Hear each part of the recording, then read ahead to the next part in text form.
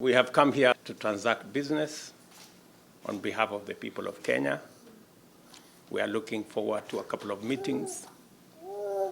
And amongst the items that we are looking to discuss with our counterparts here are matters of security and how we can enhance our security posture as a country, how we can build our Navy and other security agencies that will help us not just secure our country, but be able to exploit, much more importantly, as part of the program that we have, the blue economy. That's why, for the first time, I have set up a ministry that will be responsible for our blue economy, because we have huge resources.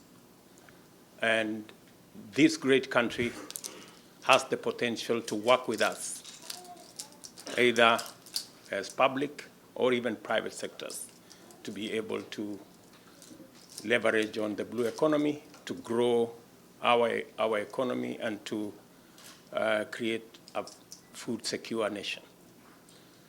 We will be having a conversation about our technology and ICT and the digital economy in general.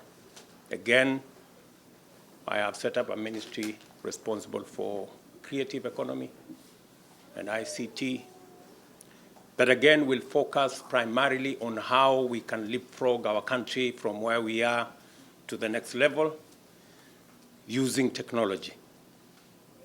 Just to let you know, we already have a big program with Korea in Konza City, which is actually our Silicon Savannah, or our technology hub. And we are seeking to build on that platform to elevate to the next level. There are already discussions that have gone on, extensive discussions. We intend, with my visit, to consolidate the discussions that we've already had, so that using technology, we can push our country to the next level. By December next year, all government services will be on a digital platform.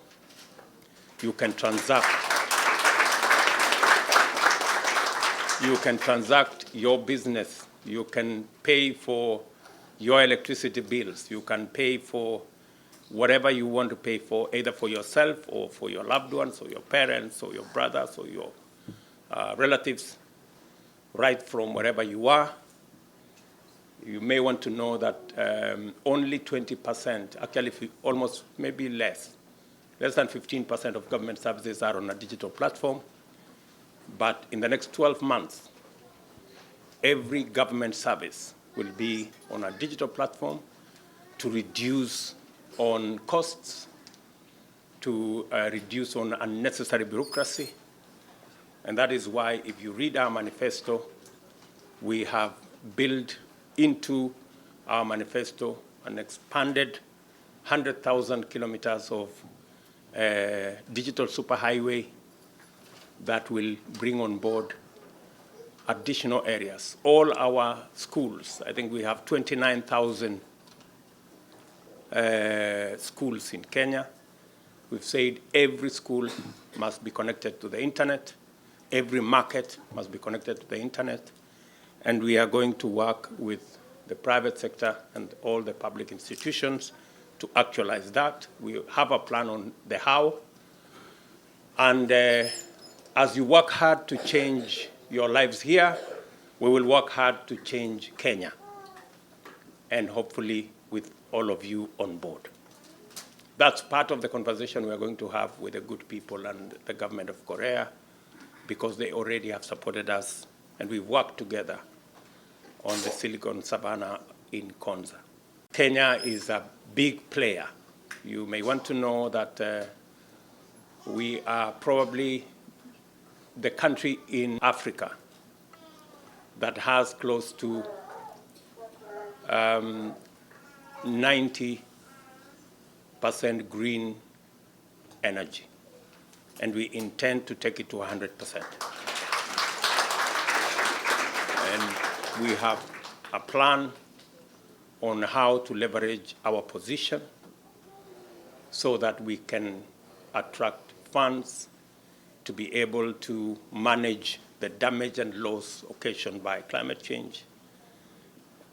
And as you are aware, that's why we have huge drought in many parts of our country, not because of mistakes of our making, but the mistakes of others. And we had a candid discussion in Sharm el-Sheikh in Egypt on the big subject of loss and damage, which was elusive for the last almost 5 years. But finally, in Sharm el-Sheikh, the final resolution was that loss and damage is going to be quantified and a special fund set up to deal with loss and damage by countries like Kenya, who are paying a huge price, yet contributing very little to the damage that climate change is causing to our globe. My focus is that we have 400 of you, 300 plus or minus in Korea. I am looking forward that the next time I come to Korea, we will have 10,000 Kenyans working here.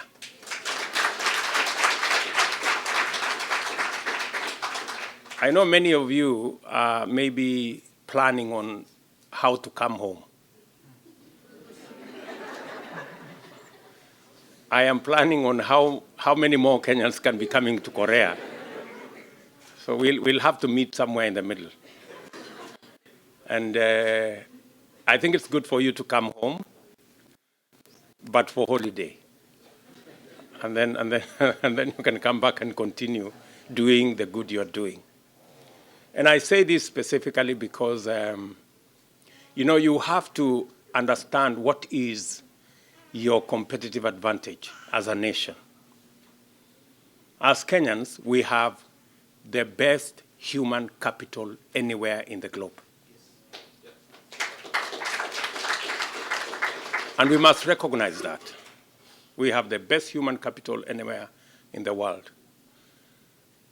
Speaking good English, creative, innovative, hardworking, self-driven, friendly, educated. You rarely get those many qualities in one bundle of a human being, but you get them in Kenya. And it's because of that spirit that Kenyans are different everywhere they go. And because we have a competitive advantage in our human capital, we must leverage on it to make sure that we expand opportunities for our country. I am looking.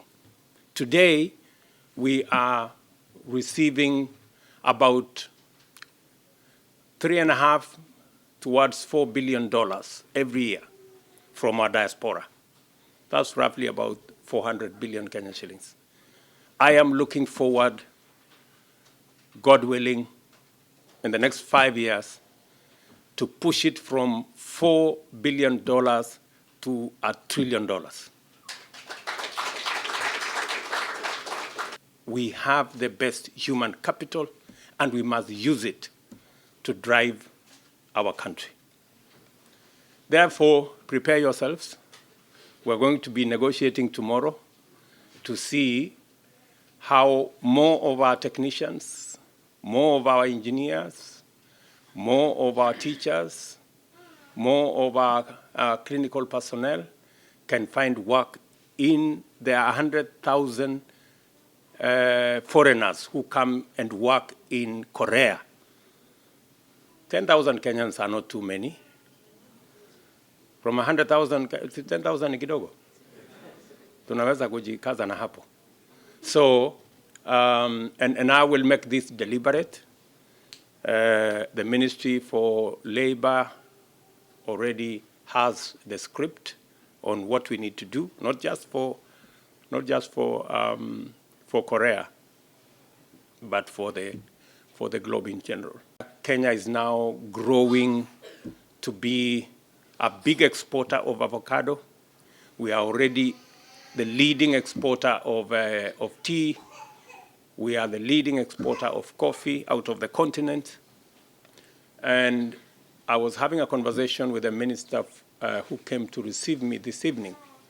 And I was telling him that the Lipton English breakfast tea and all these other teas that you hear about, those are actually Kenyan teas. The people who are calling it English breakfast, the English themselves, they don't have a single bush of tea. They don't, right?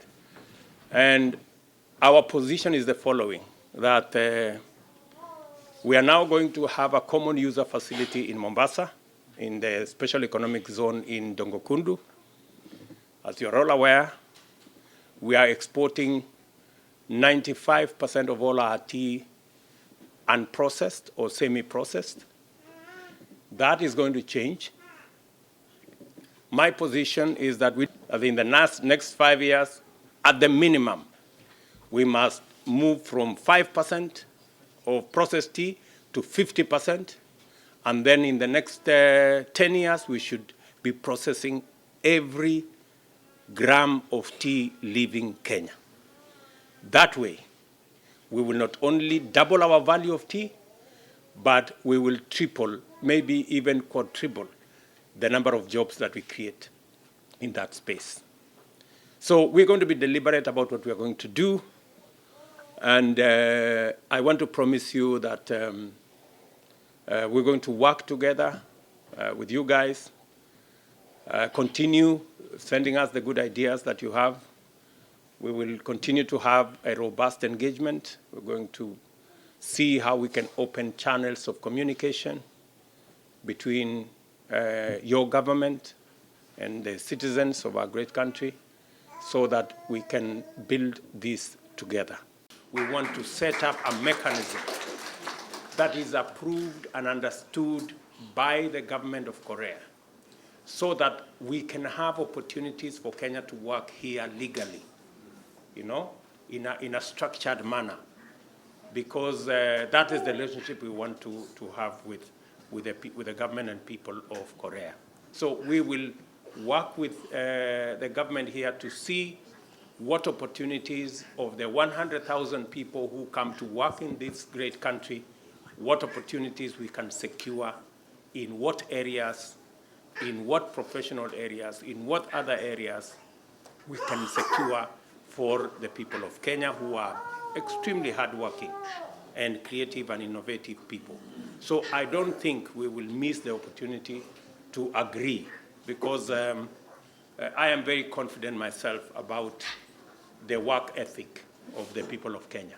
They have never let us down in terms of being hardworking, creative, innovative, and self-driven. We have several institutions in Kenya that we've been supported by the government here to set them up, and we even build the curriculum so that the curriculum they teach in their technical training colleges here is the same curriculum we are teaching in the colleges they are sponsoring in Kenya. And we are working with them to develop the same curriculum so that we do not necessarily have to send many Kenyans here. They can actually get the training in the institutions back at home.